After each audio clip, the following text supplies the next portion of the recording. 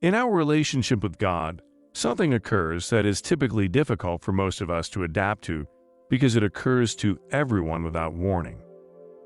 The majority of Christians can pinpoint the precise moments and locations in their lives when it occurred, since it is such a life-changing force. I'm speaking to what happens in your life when God closes a door. I believe that we frequently misread God's intentions when doors close, which is why we find it so difficult to deal with when they do. Door closures frequently follow right after we have made a fervent resolve to live our lives in accordance to God's will and be obedient to Him, or after we have gone through a prayer season, typically lasting several weeks, along with great efforts and lots of hard work. Then the door crashes, shut with a bang, making it even more challenging for us to accept and comprehend when the door closes. And then there is silence. Absolute silence from God. We usually feel hurt and confused, and some of us worry that the Lord has forsaken us. Instead, we should be reminded that God is the potter, and we are the clay during times like these. He is the one who created us, and He is shaping us into the creation He desires us to become. We are His servants, and He is our master. To make it even more confusing and difficult, God does not tell us why a door was closed to us. And when that door closes, we never think, this is going to lead me to something better. A Scottish writer once wrote, "When the oak tree is felled, the whole forest echoes with it, but 100 acorns are planted silently by some unnoticed breeze." However, when the door slams on our face, we don't think of it as poetically as this writer did. All we hear is the falling of the oak tree and the crash as it hits the forest floor, the taking away of our dreams.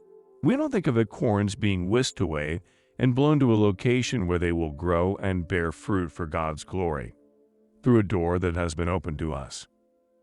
Instead, most of us focus on the closed door, not thinking of the doors that the Lord will open for us in the future. When a door closes, as some of you have experienced one closing lately, at that point, that's when great theology must intervene, and two great truths will save us. The first truth is that God is supreme. Daniel chapter 4 verse 35. "And all the inhabitants of the earth are reputed as nothing. And He doeth according to His will in the army of heaven, and among the inhabitants of the earth, and none can stay His hand, or say unto Him, What doest thou?" And in Psalms 115 verse 3, "But our God is in the heavens. He hath done whatsoever He hath pleased." Kind of hits you right in your face, doesn't it? These verses tell us that God is in charge and operates as He sees fit.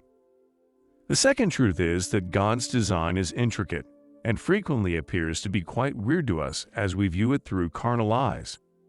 Revelation chapter 3 verse 7 tells us, "These things saith He that is holy, He that is true, He that hath the key of David, He that openeth, and no man shutteth, and no man openeth."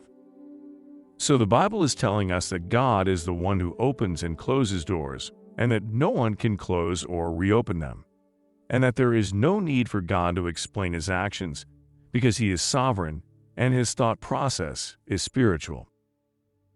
When a door in your life closes, it's common to feel defeated. You may feel that your planning was lacking and that you were not sensitive to the Holy Spirit. Yet none of these thoughts are accurate. Although God closed the door, we were not yet prepared to comprehend closed doors. We like doors that are open, especially when we don't know why they were closed. Keep in mind that God is sovereign and that His plans are often complex and appear peculiar to our carnal minds. Don't worry about the locked doors. Going through the doors that God will open for you will bring about enormous benefits. God is in complete control on both sides of any door. God already knows the outcomes, we just have to trust in Him. The closing of a door and the ending of an excellent opportunity occurs to guide us to one that is even better. It's not until you enter a different door and turn around that you understand why the other door must be shut. I have no idea what closed doors you are dealing with today. For all I know, you are dealing with self-loathing and blame, or even worse, you may be blaming someone else because a door was closed to you. I would encourage you to let it go. The oak should fall and the acorns should disperse. Stop focusing on the doors that were closed to you. The Father knows what is best for you, and that door was not good for you at that time. God works in mysterious ways, setting his foot on the sea and riding the storm to accomplish his many wonders. He has complex plans and a never-failing ability, and he works his sovereign will, all the while working for the good of his children. Just set your disappointments over a closed door aside, and wait for the Lord to reveal the doors that he wants to open for you. Brothers and sisters, as always, you are in my prayers, and I ask that you keep me in yours. Don't forget to subscribe, like, and share our channel with your family and friends. Have a blessed day.